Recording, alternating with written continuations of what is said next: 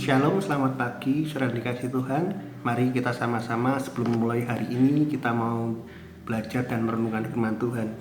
Saudara yang kasih Tuhan, yang membedakan kita dengan orang di luar Kristus ialah apa, saudara?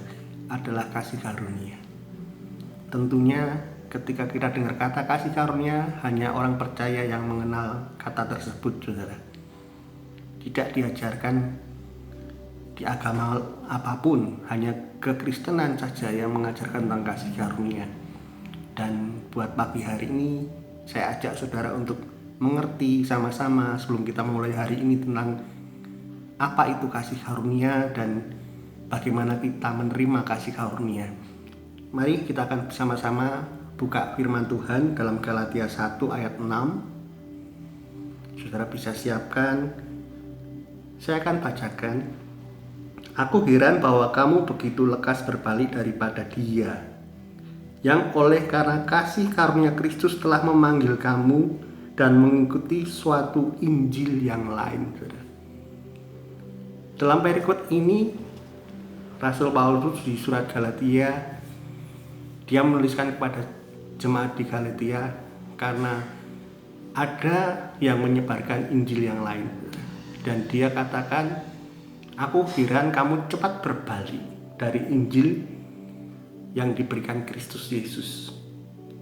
Saudara kasih Tuhan, yang perlu engkau mengerti, dasar dari Injil kasih karunia itu adalah apa, saudara?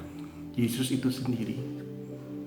Karena begitu besar kasih Allah kepada kita manusia, maka diberikannya lah Yesus, anak yang tunggal, supaya orang yang percaya kepadanya akan diselamatkan.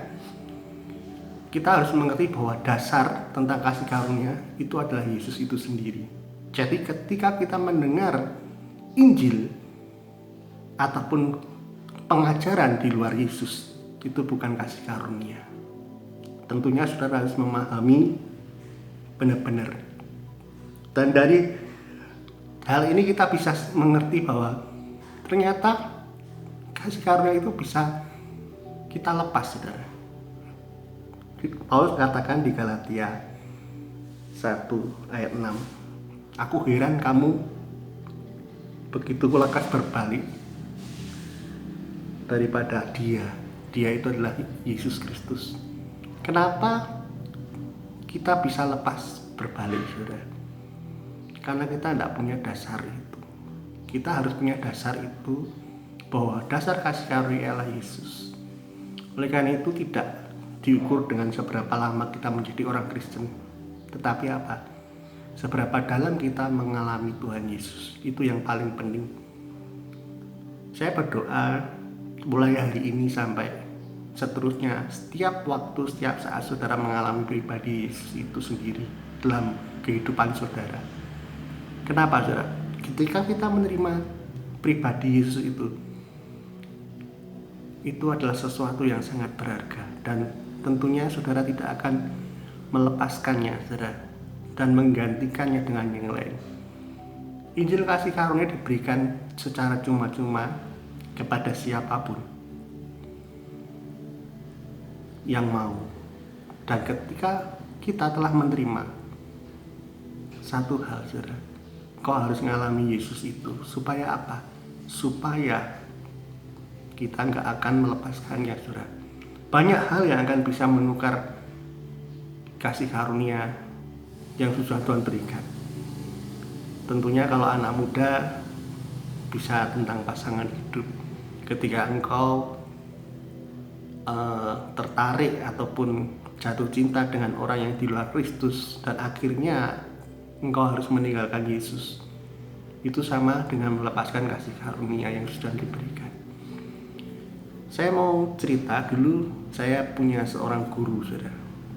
Guru itu anak Tuhan, Kristen, saudara. Suatu saat, udah lama kejadian, sekitar 20 tahun yang lalu, suatu saat di daerah desanya dia terpilih sebagai seorang perangkat desa, saudara, pejabat, dan dia harus melepaskan Yesus. Untuk apa? Untuk bisa mendapatkan posisi itu. Dan sampai hari ini guru saya itu tidak lagi menerima kasih karunia itu. Dia lepaskan karena apa? Karena dia dapat jabatan. Saudara, banyak hal yang akan membuat kita untuk bimbang ketika peganganmu tentang Yesus itu tidak kuat. Tapi saya mau sampaikan buat pagi hari ini, saudara, pastikan engkau mengalami kasih karunia itu, saudara, mengalami Yesus dalam hidupmu. Supaya apa? Supaya apapun engkau nggak tergoncang. Supaya apapun, ketika engkau banyak pilihan yang kelihatan pilihan dunia itu baik, yang belum tentu benar, saudara saya tidak tertarik dan tetap memegang teguh kasih karunia itu. Kita diajarkan tentang kasih karunia itu berbeda dengan orang lain. Mereka menganggap surga itu bisa didapat dengan usaha manusia. Saudara, orang-orang menganggap bahwa mereka ingin mencapai surga, mencapai keselamatan dengan amal, dengan berbuat kebaikan, dengan apapun mereka lakukan. Tapi satu hal, saudara, berbedanya dengan kita apa? Berbedanya Tuhan Allah kita mengasihi kita terlebih dahulu. Sehingga apa? Dia berikan Yesus sebagai tanda kasih karunia itu. Amin, saudara. Jadi saya berdoa kau pegang Yesus itu benar-benar, ya. Bukan hanya apa kata hamba Tuhan, bukan hanya apa kata yang saudara pernah baca, tapi apa? Saudara harus mengalami Yesus itu sendiri. Saudara dan saya harus mengalami itu. Kita akan buka dalam Efesus 2 ayat 8 sampai 9. Sebab karena kasih karunia kamu diselamatkan oleh iman. Itu bukan hasil usahamu, tetapi apa, saudara? Pemberian Allah. Itu bukan pekerjaanmu. Jangan ada orang yang bermegah diri. Jadi ketika kita dengar kata kasih karunia, itu bukan usaha kita. Jadi saudara, apapun yang saudara kerjakan, ketika itu usaha kita sendiri, hikmat manusia kita sendiri, itu bukan kasih karunia, tetapi sesuatu yang diberikan Allah. Kita boleh berusaha, ya kan?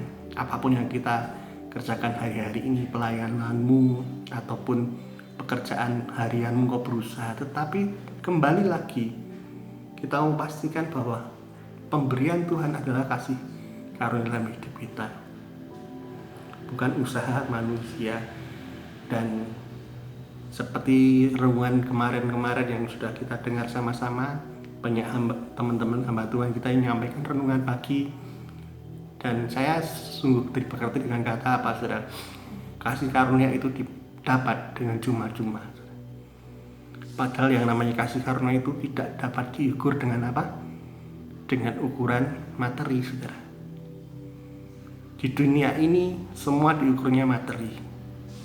Kalau kamu ingin dapat barang yang sangat bagus, kita harus mengeluarkan uang yang lebih banyak. Tetapi saudara, kasih karunia adalah sesuatu yang lebih berharga dari apapun, saudara. Karena apa yang dicari bangsa-bangsa, Allah Bapa kita tahu kita membutuhkan, Dia diberikan. Salah satunya apa? Keselamatan. Dan ketika kita terima bahwa kasih karunia itu kita dapat cuma-cuma, kita akan bagikan kepada orang lain dengan cuma-cuma juga. Dan apakah orang lain mau menerima atau tidak, biarlah Roh Kudus yang memanggil mereka. Karena tanpa Roh Kudus yang memanggil, seseorang tidak akan dapat bisa menerima kasih karunia. Tugas kita apa, saudara, sekarang? Tugas kita adalah membagikan Injil kasih karunia itu. Kita, apapun yang kita kerjakan hari-hari ini, siapapun orang-orang di sekitar kita, yuk sama-sama kita belajar untuk apa, saudara?